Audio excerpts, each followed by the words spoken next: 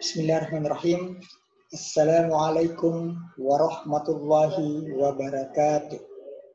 Alhamdulillahirabbil alamin wassalatu wassalamu ala asyrafil anbiya'i wal mursalin sayyidina Muhammadin wa ala alihi wa sahbihi ajma'in. Amma ba'd. Pada video kali ini saya akan memberikan penguatan tentang bagaimana agama menjamin kebahagiaan. Ya. Dari tema kita kali ini adalah bagaimana agama menjamin kebahagiaan. Bahagia biasanya orang kaitkan dengan kesuksesan duniawi. Ya. Ada orang yang punya mobil mewah, kemudian punya rumah megah, ya, atau punya jabatan tinggi, itu sering dikaitkan dengan kebahagiaan, bahwa orang itu bahagia. Namun biasa juga kita melihat, misalkan ada pemain sepak bola ya, yang telah mencetak gol. Nah itu mereka kemudian mengekspresikan ya rasa bahagianya itu dengan berbagai macam cara. Ya. Ronaldo misalkan, Messi, ya, masing-masing punya cara untuk mengekspresikan kebahagiaan mereka. Atau mungkin bagi Anda semua yang telah lulus masuk universitas favorit, ya, tentu banyak ya ragam ekspresi kebahagiaan yang kalian lakukan atau kalian timbulkan, dan itu tentu berbeda-beda bagi setiap orang. Ya. Nah, kita akan menelusuri konsep dan karakteristik agama sebagai jalan menuju Tuhan dan kebahagiaan. Nah, ada beberapa pendapat ya tentang kebahagiaan itu. Nah, Al-Alusi sendiri mengatakan bahwa bahagia adalah perasaan senang dan gembira karena bisa mencapai keinginan atau cita-cita yang dituju dan diharapkan. Nah, seperti tadilah yang saya gambarkan ya, pemain sepak bola atau Anda sendiri, ya ketika mencapai sesuatu keinginan, ya, cita-cita yang dituju, kemudian dia merasa bahagia ya dengan berbagai ekspresi kebahagiaan. Nah, kemudian Ibnu Qayyim al-Jauziyah mengatakan bahwa kebahagiaan adalah perasaan senang ya dan tentram karena hati sehat dan berfungsi dengan baik. Jadi basisnya adalah hati. Kalau hati sehat dan berfungsi baik, maka menurut Ibnu Qayyim al-Jauziyah itu adalah orang yang bahagia. Nah, kemudian Al-Ghazali membagi bahagia itu menjadi dua. Ada yang disebut bahagia hakiki, ya, adalah kebahagiaan yang ukhrawi atau kebahagiaan ukhrawi yang dapat diperoleh dengan modal iman, ilmu, dan amal. Nah, ada pula yang disebut bahagia majazi, adalah kebahagiaan duniawi yang dapat diperoleh baik itu orang beriman maupun tidak beriman. Jadi menurut Al-Ghazali bahwa hakikat kebahagiaan itu atau kebahagiaan ukhrawi di akhirat ya hanya dapat diperoleh dengan iman, ilmu, dan amal. Nah, sedangkan kebahagiaan di dunia yang tadi sebenarnya yang kita contohkan beberapa tadi di awal, ya itu semua adalah menurut Al-Ghazali adalah bahagia majazi, bahagia duniawi yang bisa diperoleh baik itu orang beriman maupun yang tidak beriman. Nah, selanjutnya ada beberapa karakteristik hati yang sehat. Jadi kalau kita mengacu kepada Ibnu Qayyim al-Jauziyah tadi, ya bahwa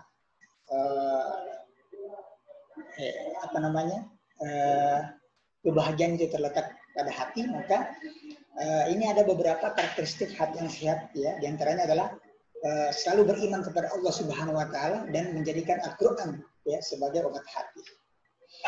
Nah, kemudian selalu berorientasi ke masa depan dan akhirat. Ya. Kemudian selalu mendorong pemiliknya untuk kembali kepada Allah Subhanahu Wa Taala. Ya, itu yang sehat. Kemudian selalu mengingat Allah Subhanahu Wa Taala. Yang kelima adalah selalu menyadarkan diri apabila melupakan Allah Subhanahu Wa Taala karena urusan dunia. Kemudian selalu mendapatkan ketenangan, kenikmatan, dan kebahagiaan ketika menjalankan sholat. Ya, dan selalu memperhatikan waktu agar tidak terbuang sia-sia. dan selalu berorientasi kepada kualitas amal selama hidup. Nah, tentu ini masih dalam terlalu dini ya kesimpulan ini, tapi inilah yang akan kita coba gali ke depannya. Meskipun sudah ada disebutkan beberapa karakteristik ya, tapi tentu kita akan hubungkan nanti dengan agama ya. Tentunya dalam hal ini adalah agama Islam. Nah, kemudian ada beberapa faktor ya yang menyebabkan hati manusia menjadi sakit ya. Jadi kalau kita berbasis kepada hati, bahwa di dalam hati yang sehatlah kemudian itu bisa menimbulkan kebahagiaan ya, maka kita akan menganalisis beberapa faktor yang menyebabkan hati manusia menjadi sakit. Nah, kalau hati menjadi sakit, maka itu yang akan menimbulkan ketidakbahagiaan ya, karena memang sebenarnya bahagia itu ya berdasarkannya di hati. Nah, kalau hati tidak sehat atau hati lagi sakit, maka tentu sulit merasakan yang namanya kebahagiaan.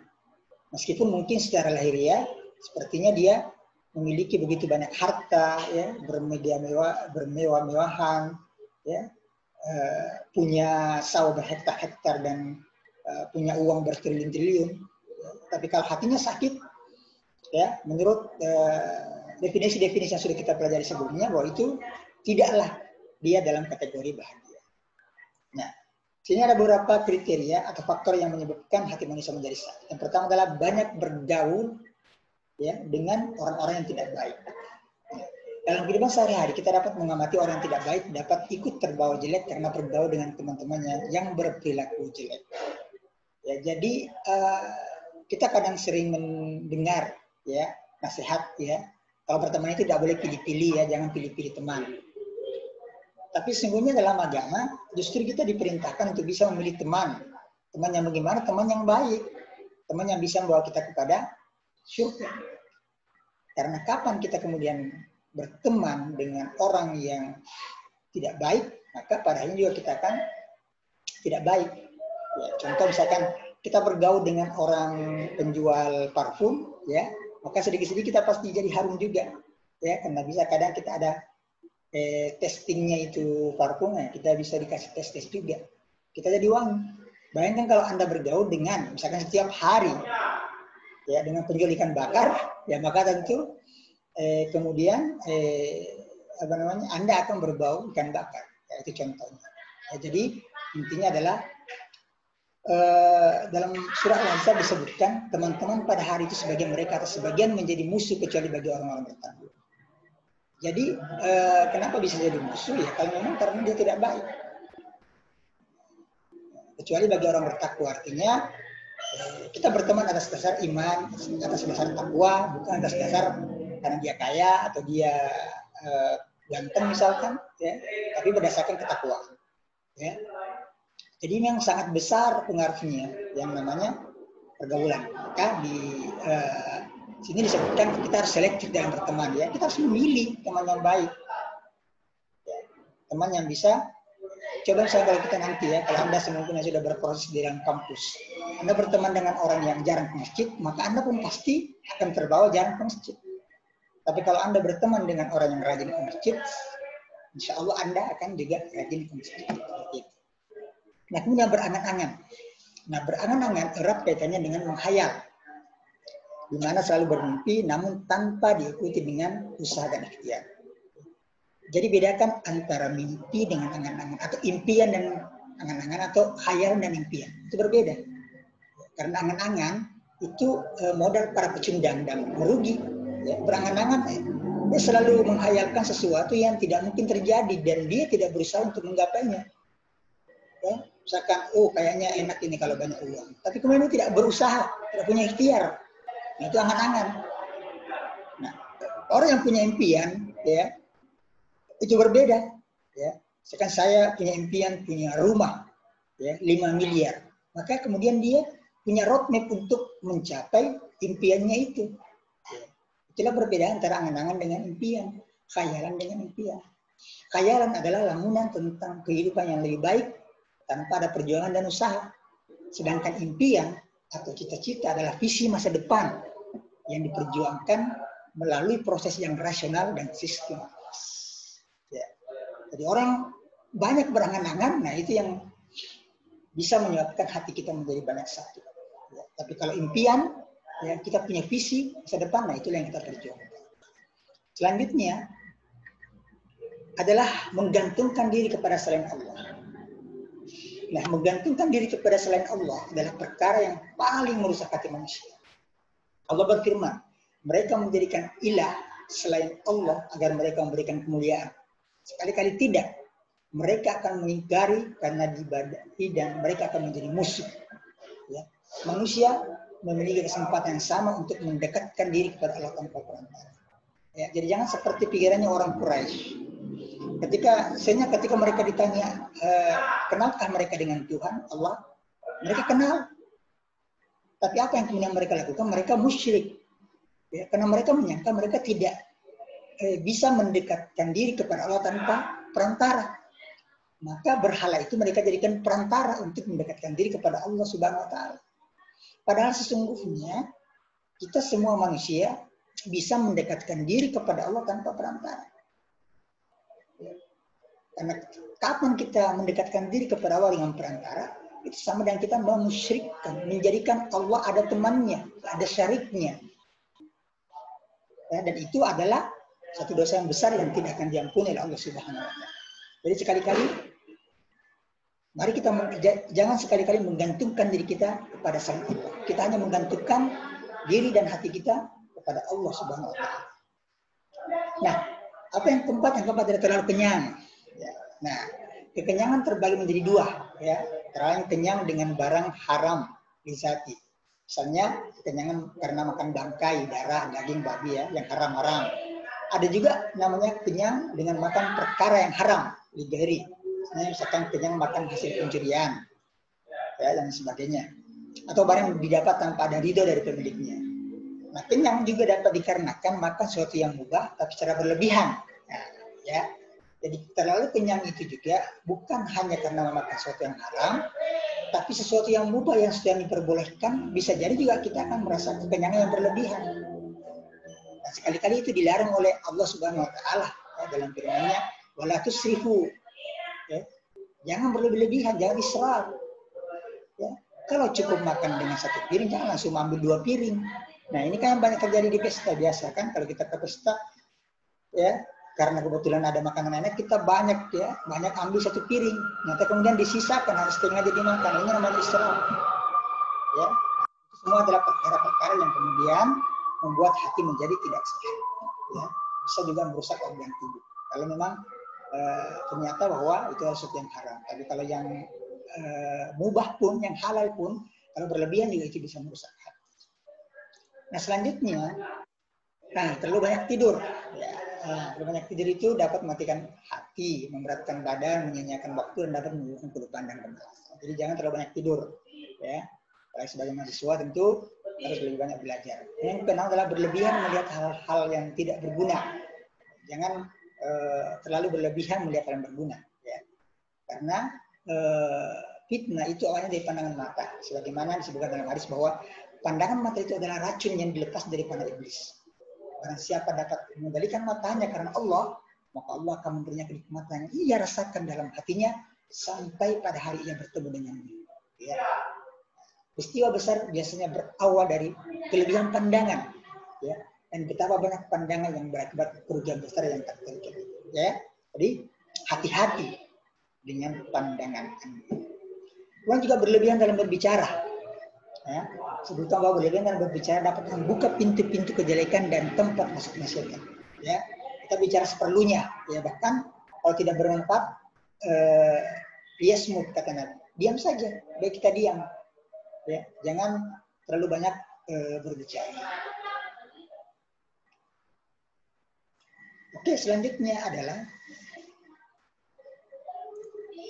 ya, menanyakan alasan mengapa manusia harus beragama dan bagaimana agama dapat membahagiakan umat manusia.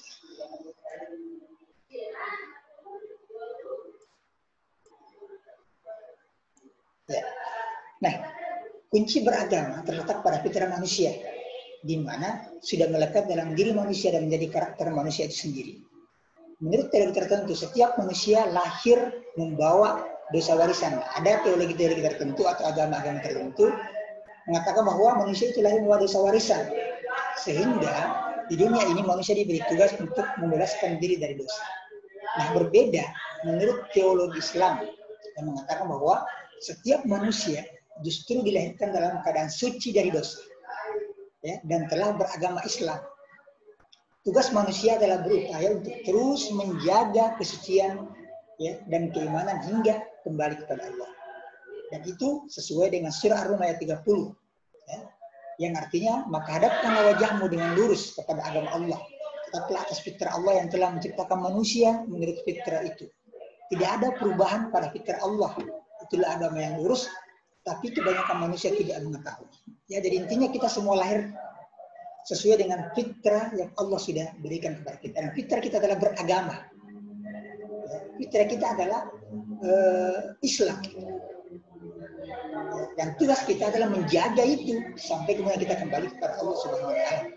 Sampai lepas, karena begitu banyak godaan yang bisa jadi terjadi dalam kehidupan dunia ini. Selanjutnya, nah, kebutuhan manusia akan agama. Ya, jadi manusia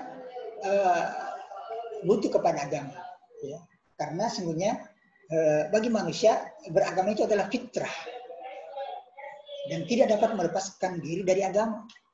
Karena ya sekali lagi agama merupakan kebutuhan fitrah manusia. Selama manusia memiliki perasaan takut, cemas, nah selama itu pula manusia membutuhkan agama. Kebutuhan manusia akan agama tidak dapat digantikan dengan kemampuan, ilmu, pengetahuan, dan teknologi yang juga dapat memenuhi kebutuhan manusia dalam aspek material. Nah, mungkin kita bisa terpenuhi secara aspek material dengan begitu berkembangnya teknologi. Tapi kemudian ada kebutuhan yang tidak bisa digantikan dengan aspek material. Ya, rasa takut, rasa cemas itu tetap selalu ada. Dan kita tidak bisa menyangkal itu. Nah, disitulah kebutuhan kita manusia terhadap agama. Selanjutnya, kita menggali sumber historis, filosofis, psikologis, sosiologis, dan pedagogis tentang pemikiran agama sebagai jalan menuju kebahagiaan. Nah, secara teologis, beragama itu adalah fitrah dari sudut pandang. Jika manusia hidup sesuai dengan fitrahnya, maka ia akan bahagia. Jadi itu kuncinya. Kita sudah, fitrah kita adalah beragama, Islam. Nah, kalau kita ingin bahagia, ya, hidup saja sesuai dengan Islam. Titik. Selesai, kita akan bahagia. Tapi sebaliknya, jika ia hidup tidak sesuai dengan fitrahnya, maka ia tidak akan bahagia. Jadi, kalau manusia kemudian hidup ya tidak sesuai dengan ajaran Islam, boleh jadi ia tidak akan bahagia. Atau boleh jadi, misalnya kata Al-Ghazali tadi, bisa mendapatkan kebahagiaan majazi di dunia, tapi kemudian tidak bisa mendapatkan kebahagiaan hakiki di akhirat. Ya, jadi mesti hati-hati kita dalam menentukan tujuan hidup kita. Maka kita hanya bahagia di dunia tapi celaka di akhirat, atau mau kedua-duanya. Nah, secara historis, pada sepanjang sejarah hidup manusia, beragama itu merupakan kebutuhan dasar manusia yang paling hakiki. Itu secara historis. Dalam sejarah manusia, semua pasti punya agama. Ya. Komunitas-komunitas agama itu, komunitas-komunitas masyarakat itu pasti punya agama. Tidak ada yang tidak beragama. Karena ya, tadi kebutuhan manusia. Agama itu kebutuhan manusia. Sehingga pasti selalu mencari sesuatu yang bisa menenangkan. Ya, sesuatu yang bisa membuat hati menjadi tenang, hati menjadi bahagia. Dan itu hanya bisa ditemukan sebenarnya dalam agama. Selanjutnya, nah ada argumen psikologis kebutuhan manusia terhadap agama. Nah, kita sudah sering membahas tentang bahwa manusia itu adalah makhluk rohani. Ya, manusia itu ada unsur rohaninya, ruh. Nah, sebagai makhluk rohani, maka manusia membutuhkan ketenangan jiwa, ketentraman hati, dan kebahagiaan rohani. Dan kebahagiaan rohani hanya akan didapat jika manusia dekat dengan pemilik kebahagiaan yang hakiki. Nah, menurut teori mistisisme Islam, ya itulah pemilik kebahagiaan hakiki adalah Tuhan yang Maha Suci, Maha Indah dan Maha segalanya.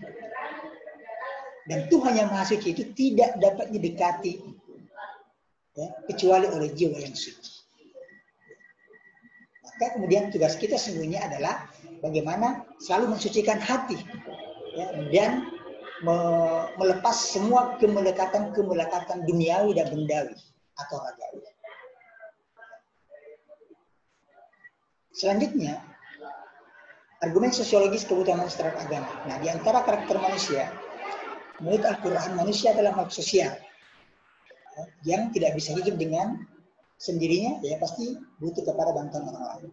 Secara horizontal, manusia butuh berinteraksi dengan sesamanya, ya, dan lingkungannya, baik flora maupun fauna. Kemudian secara vertikal, manusia butuh berinteraksi dengan zat yang menjadi sebab adanya diri. Jadi hubungan hablum minallah, hablum minannas. Itulah karakter manusia. Kemudian yang menjadi sebab wujud manusia tentulah harus zat yang wujud dengan sendirinya sehingga tidak membutuhkan yang lain. Zat yang wujud dengan sendirinya adalah wujud hakiki. Sedangkan suatu perkara yang wujudnya tergantung kepada yang lain sebenarnya tidak ada atau tidak berwujud. Ya. Itulah yang ada yang disebut namanya wujud idafi. Ya. Wujud idafi kita semua, seluruh alam semesta ini adalah wujud idafi. Sangat tergantung kepada yang namanya wujud hakiki. Ya, wujud Allah Subhanahu wa Ta'ala, zat yang wujud dengan sendirinya dan tidak membutuhkan yang lain. Selanjutnya, nah, hal-hal yang menjadi faktor penyebab manusia harus hidup di masyarakat. Ya, ini ada beberapa ya. Ada yang namanya dorongan seksual ya, maka manusia juga itu nanti juga akan ada penjelasan tentang manusia dari sisi biologis ya, tentu punya dorongan seksual sehingga pasti akan punya ketertarikan dengan lawan jenis ya. Karena memang manusia adalah makhluk biologis. Kemudian juga adanya pernyataan manusia adalah makhluk yang serba terbatas dan makhluk yang lemah. Itu sesuatu yang tidak bisa dipungkiri sehingga kemudian kita pasti butuh kepada orang lain, butuh untuk hidup bermasyarakat.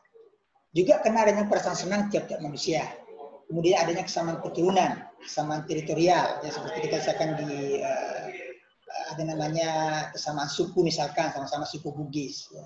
Sama-sama ya satu daerah, ya kan, satu daerah atau senasib ya, bisa juga kesamaan keyakinan, kesamaan cita-cita, kesamaan kebudayaan dan lain-lain. Kemudian manusia tunduk dan patuh pada aturan dan norma sosial. Nah, perilaku manusia mengharapkan suatu penghargaan dan pengakuan dari orang-orang yang ada di sekitarnya. Kemudian juga manusia pasti butuh berinteraksi, berkomunikasi dengan ya beratasi dengan lingkungan. Karena itu merupakan salah satu kebutuhan dasar manusia. Dan potensi manusia akan berkembang bila hidup di tengah-tengah masyarakat dan di tengah-tengah manusia dan masyarakatnya. Tentu kita tidak akan bisa berkembang kalau kita hanya hidup sendiri. Ya, pasti harus hidup di tengah-tengah masyarakat. Dan manusia juga merupakan makhluk budaya. Ya, merupakan makhluk budaya.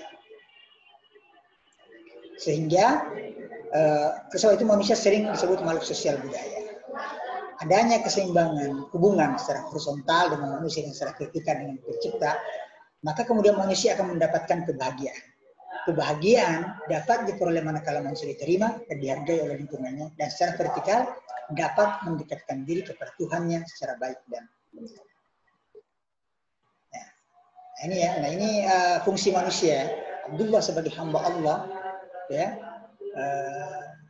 untuk menjadi hamba Allah, ya.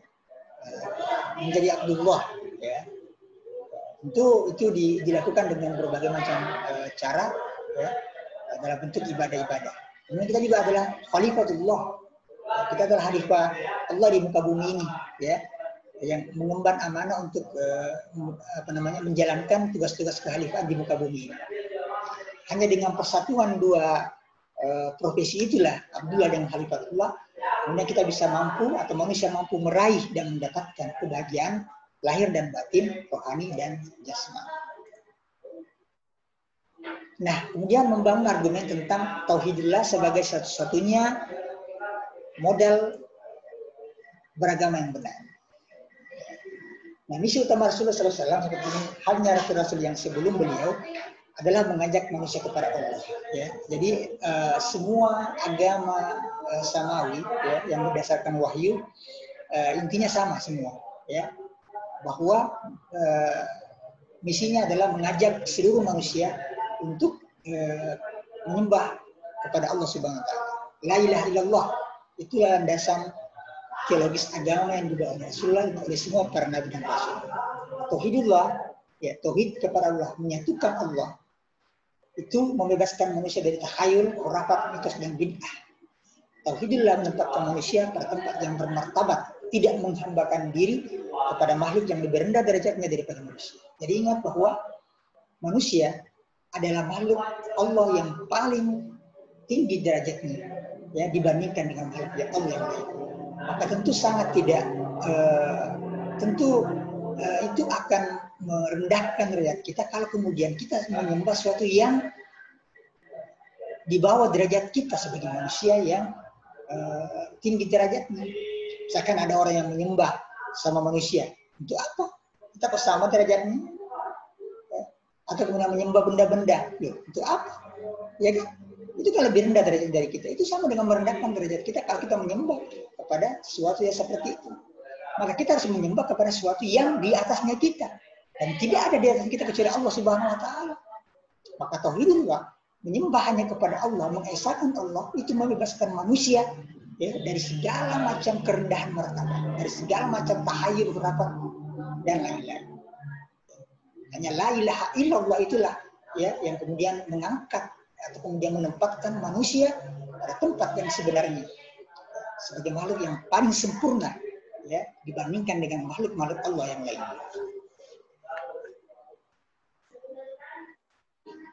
Nah, jadi sekali lagi manusia adalah makhluk yang paling mulia dan paling sempurna dibandingkan dengan makhluk yang lain. Ya. Rasulullah bersabda, la ilaha illallah adalah bentengku. Karena siapa masuk bentengku maka ia aman dari azab. Ya. Jadi ketika kita sudah bersyahadat, ya, katakan la ilaha illallah, maka insya Allah kita akan aman dari azab. Dan la ilaha illallah adalah kalimat thayyibah, kalimat yang baik, yang digambarkan oleh Al-Quran laksana sebuah pohon yang akarnya tertancap ke dalam tanah. Ya, jadi saya lanjutkan. La ilaha illallah adalah kalimat thayyibah ya, yang digambarkan oleh Al-Quran laksana sebuah pohon yang akarnya tertancap ke dalam tanah. Batangnya berdiri tegak dengan kokoh, ya, yang dahan dan rantingnya mengeluarkan buah-buahan yang lebat dan bermanfaat bagi manusia. Ya, makna ayat secara majasi bahwa jika akarnya tidak baik, maka buah pun tidak akan ada. Demikian juga jika tauhidullahnya benar, ya, maka segala sesuatunya baik dan benar. Tetapi jika tauhidnya tidak benar, ya, maka aktivitas yang ia lakukan menjadi tidak berharga, sia-sia dan mubazir. Jadi la ilaha illallah itu adalah akarnya, ya, adalah kalimat thayyibah yang digambarkan sebagai sebuah pohon yang akarnya itu adalah la ilaha illallah. Nah, kalau itu baik, maka insya Allah segala perbuatan kita juga akan menjadi baik, ya, segala perilaku kita kemudian menjadi baik, dan insya Allah itu juga akan membawa kebaikan pada seluruh kehidupan kita, baik di dunia ini, ya, lebih-lebih nanti di akhirat. Nah, selanjutnya, ya, ini sudah firman Allah ya. Yutsabitullahu alladziina aamanu bil qawli tsabit fil hayatid dunya wa fil akhirah. Wa yudhillullahu adh-dhalimina wa yaf'alullahu ma yasha'. Dalam surah Ibrahim ayat 27. Allah meneguhkan hati orang-orang yang beriman dengan ucapan yang kokoh di dalam kehidupan dunia dan kehidupan akhirat. Nah, tauhidullah adalah barometer kebenaran agama-agama sebelum Islam. Jika agama samawi yang dibawa oleh nabi-nabi sebelum Muhammad SAW masih tauhidullah, maka agama itu benar. Dan seandainya agama nabi-nabi sebelum Muhammad itu sudah tidak lagi tauhidullah, ya, yakni sudah ada unsur syiriknya, menyekutukan Allah, maka dengan terang benderang agama itu telah melenceng, salah, ya, sesat dan menyesatkan. Maka sesungguhnya semua agama yang dibawa oleh para nabi itu adalah sama, namanya adalah Islam. Nah, ini adalah beberapa ayat tentang masalah tauhidullah sebagai berikut. Pertama adalah barang siapa mencari agama selain Islam sebagai agama, tidak akan diterima dan di akhirat termasuk orang Yahudi. Surah Al-Imran ayat 8. Kedua, sesungguhnya agama yang diridhai Allah oleh Allah adalah agama Islam. Ya, Inna dina indallahi Islam. Surah Al-Imran ayat 19. Kemudian masih surah Al-Imran ya, ayat 3. Maka apakah mereka mencari agama selain agama Allah? Padahal hanya kepadanya menyerahkan diri segala jalan dan di bumi, baik dengan suka maupun terpaksa, dan hanya kepada Allah mereka itu. Nah, selanjutnya, tauhidillah merupakan satu-satunya jalan menuju kebahagiaan. Ya, menurut Said Hawa, dapat rusak dengan hal-hal sebagai berikut. Ya, ada namanya sifat al-kibar, ya, kesombongan. Kesombongan itu termasuk tentu sombong dan kemudian tidak menerima kebenaran. Nah, itu hal yang bisa merusak kebahagiaan. Sifat az-zulm, kezaliman. Ya. Kemudian sifat al-kizab, kebohongan. Kemudian sikap al-ifsad, ya, melakukan kerusakan. Sikap al-ghaflah, lupa, al-ijram, berbuat dosa, dan sikap ragu menerima kebenaran. Nah, ini semua merupakan hal-hal yang bisa merusak tauhidullah atau la ilaha illallah dalam hati kita. Nah, kemudian mendeskripsikan esensi dan urgensi komitmen terhadap nilai-nilai tauhid untuk mencapai kebahagiaan.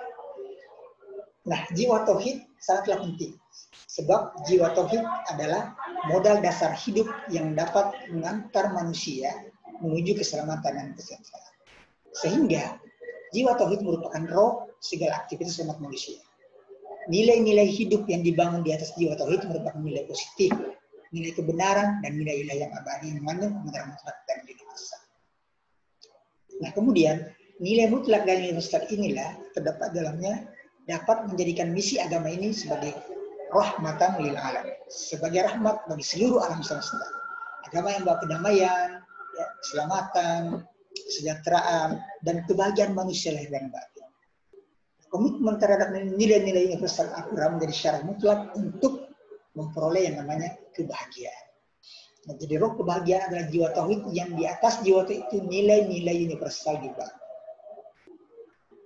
Di atas jiwa-jiwa tauhid itu nilai-nilai yang tadi, nilai positif tadi, nilai kebenaran dan nilai ilahi itu dibangun. Dan kemudian komitmen terhadap nilai-nilai itu ya merupakan metode yang strategis untuk menggapai yang namanya kebahagiaan. Nah, nilai-nilai sosial yang perlu ditanamkan dan dikembangkan agar menjadi roh kehidupan itu yang pertama as-sidq, kejujuran. Ya, ini yang perlu dikembangkan dan itu kadang sudah ada mengatakan sudah menjadi barang langka yang namanya kejujuran.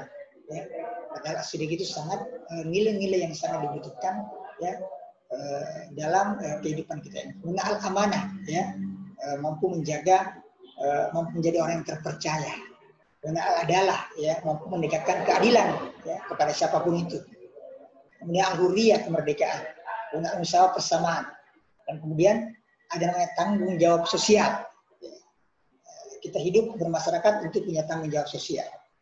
Kemudian at-tasamuh, toleransi, ya. Kita hidup terutama di Indonesia dengan beragam agama, maka kita perlu mengembangkan sikap toleransi ya antar agama.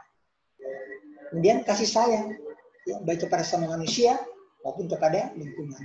Ya, tanggung jawab lingkungan ya itu pasti ada. Kemudian saling memberi manfaat, ya, dan yang terakhir adalah tarahum, kasih sayang.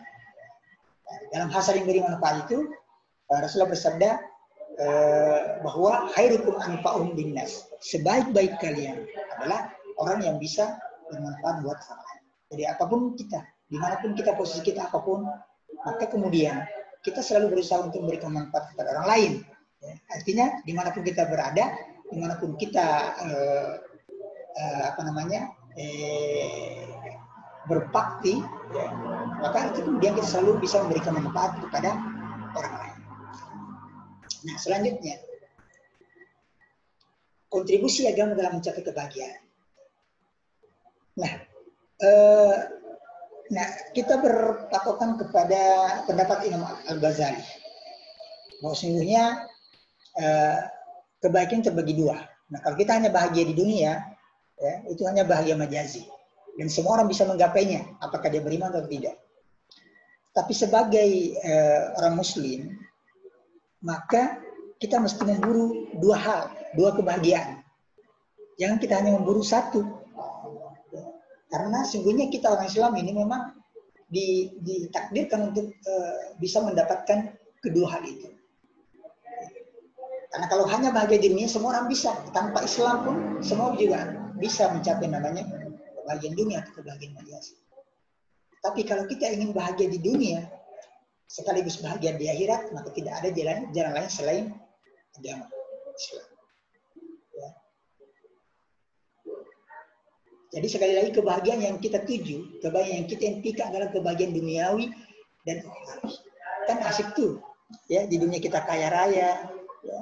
Di dunia kita punya banyak relasi, di dunia kita banyak harta, ya. Dan tentu juga harta itu tidak hanya semata kita nikmati, tapi kemudian kita yakin di bahwa di situ ada bagian orang lain, akhirnya punya kita banyak bersedekah kepada orang lain, membantu orang lain. Ya.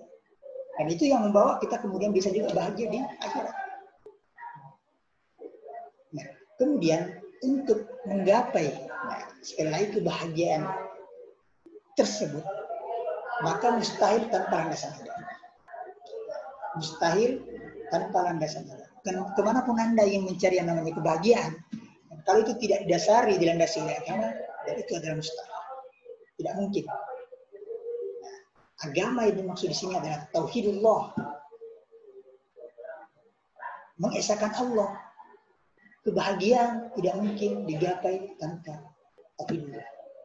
Sebab kebahagiaan hakiki itu milik Allah. Dan kita tidak dapat meraihnya kalau tidak diberikan oleh Allah.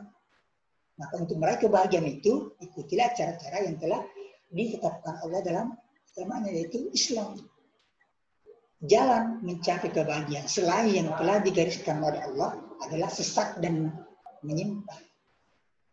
Coba kita lihat banyak sekali orang kemudian memburu, ingin mencapai kebahagiaan, tapi kemudian karena tidak dilandasi oleh tauhidullah, maka kemudian dia menempuh jalan yang sesat. Jalan yang sesat itu tidak dapat mengantarkan Anda kepada tujuan akhir, yaitu kebahagiaan. Mengapa jalan selain yang ditetapkan oleh Allah sebagai jalan yang sesat? Karena di dalamnya ada unsur syirik. Dan syirik adalah teologis yang sangat keliru dan tidak diampuni. Semua dosa masih bisa diampuni oleh Allah Subhanahu wa Ta'ala, kecuali syirik. Allah tidak akan mengampuni dosa selain syirik, dosa syirik. Ya. Inna Allah la yaghfiru ayyushraka bi, yaghfiru ma duna dzalik. Bahwa Allah akan mengampuni. Allah tidak akan mengampuni dosa syirik dan akan mengampuni dosa-dosa yang lain. Jika landasannya salah, maka bangunan yang ada di atasnya juga salah dan tidak mempunyai kekuatan alias. Ya.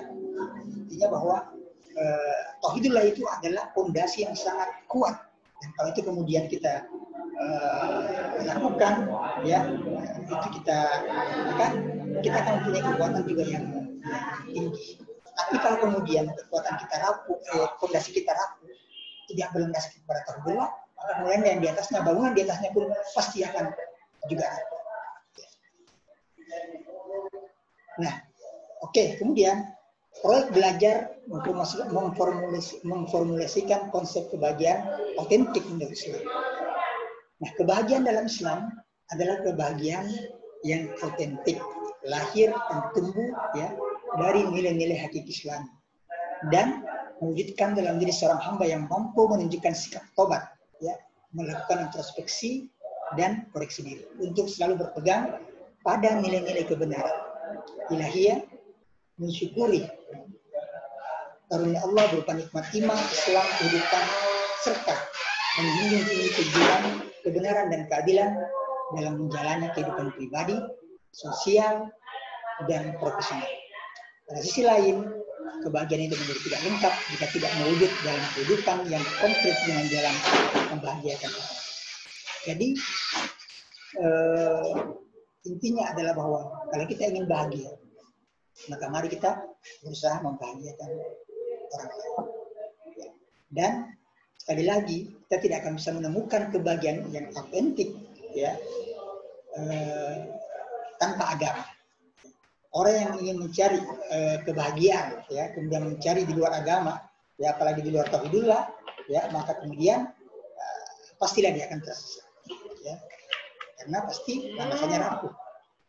Untuk itu sekali lagi mari kita memburu kebahagiaan dengan landasan agama, dan mari kita berusaha untuk membahagiakan orang lain sebagai salah satu jalan untuk kita mencapai kebahagiaan.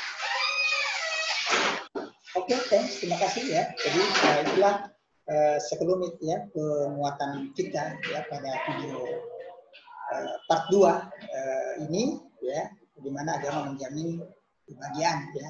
Semoga penguatan-penguatan tersebut yang sempat saya bawakan bisa semakin memberikan pemahaman kepada kita tentang materi ini ya. Dan tentu saya mohon maaf segala kekurangan ya. Billahi taufiq wal hidayah. Assalamualaikum warahmatullahi wabarakatuh.